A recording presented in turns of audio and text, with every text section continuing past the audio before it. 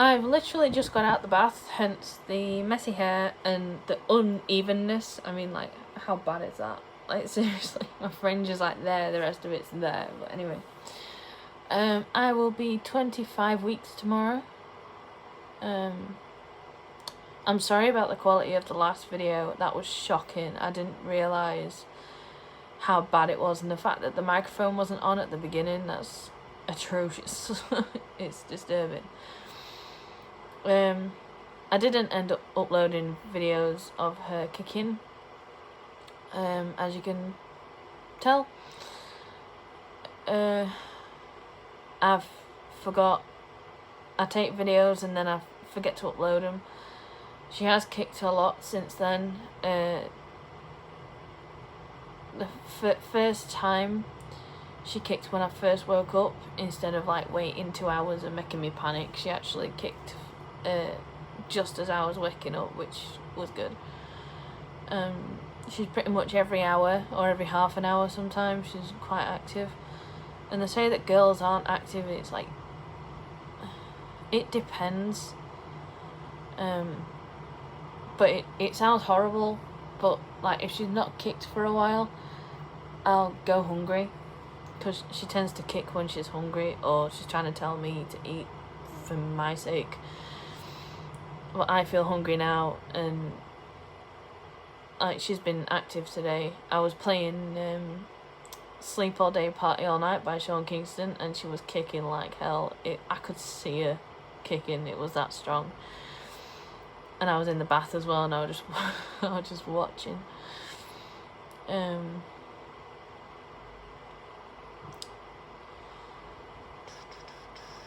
But yeah, I'm supposed to be having a midwife call tomorrow. Whether that happens or not, I've no idea. And I'll be in town then as well, because my partner gets paid. And he wants to go to McDonald's, and I want to go to Subway, and we want to go to KFC, because everywhere's open now, you just can't sit in. She's kicking me at the minute, because she knows I'm hungry. And if I'm hungry, that'll mean that she is. So it's like, it sounds cruel. Like, oh, I'm starving it. I'm not. Like, she has been quite active today, so I shouldn't be doing this. But other days, like, she's not been that active. It's been a couple of hours, and I've thought, oh, maybe she's tired. But then I've been like, well, she sleeps at night with me, and she's active as hell through the day, so I've had to make myself hungry, and evidently make her hungry as well, for her to like kick me and be like, oh, come on, I need food. And then when she starts kicking, I'll be like, right, I'll jot it down, her movements, and then put dash hungry, and she'll kick me right up until I'm eating, and then she'll just stop, and I think she's just sat there with her own mini knife and fork eating away. I still don't have any cravings. If anything, I'm having aversions. I don't want anything we've got in the house again. I want takeaways all the time. I had my first hormonal breakdown the other day. We went to this cafe that's not that far away, and I wanted tuna mayo on jacket tatey, and because cafes never make tuna mayo how I like it, and because of this I cried. I was alright eating it, but then I was getting frustrated because it was like, oh, some bits taste nice and some bits taste horrible. And I told my partner, and he says, oh, do you want me to go for some more mayo? I'm like, no, it's alright. And then because he got up anyway, because he wants me to enjoy the meal, obviously, he got up and asked for mayonnaise, and I felt like I'd been made a big deal out of, and I hate it, and I just cried. Like, I ate it, well, I started eating it again once there was more mayonnaise in it, but then I just started crying, and he says, what's up? And I said, I don't know. And like after he'd got the mayo, I felt like now I have to eat it, and I felt forced to eat it. Like, he'd never forced me to eat anything, but because of something that happened in the past. I felt forced to eat, and I didn't want to anymore. I wasn't hungry anymore. And I just cried in the cafe, and then we came out, and he says, he didn't say anything to me really. He just walked with me, because we were going to the shop, and I told him I think it's because of what happened years ago, and I felt like an inconvenience for the people at the cafe, and he says, oh, you'll never be an inconvenience for me, and I was just like, it's a good job, innit? I'm carrying your child.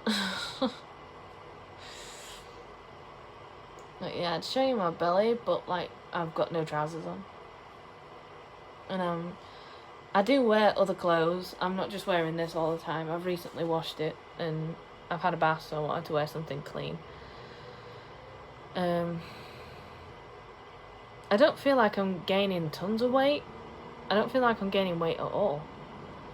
Like, I don't know. It's hard to explain. I'm not swelling. I'm not getting anything different. Like, on the apps it'll say, oh, you may experience this, you may experience that. And the only thing that's sort of new is headache. But even then, I used to get headache all the time. So, it's no different. We've had our council, our application looked at to move out. We just need to send in like proof of address, photo ID of one of us. I haven't got any photo ID.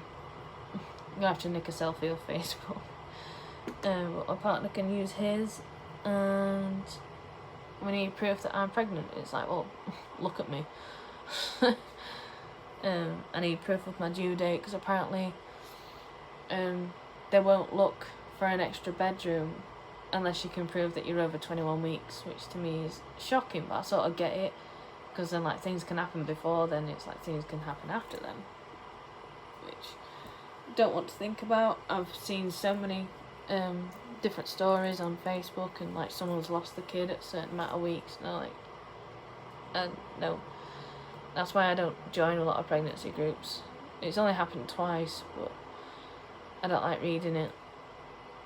I'm sure they don't like going through it, and I couldn't imagine it, and I don't want to imagine it. But I just flick past and like, nope. Oh, it says trigger warning, and then it says about loss. I'm like, nope.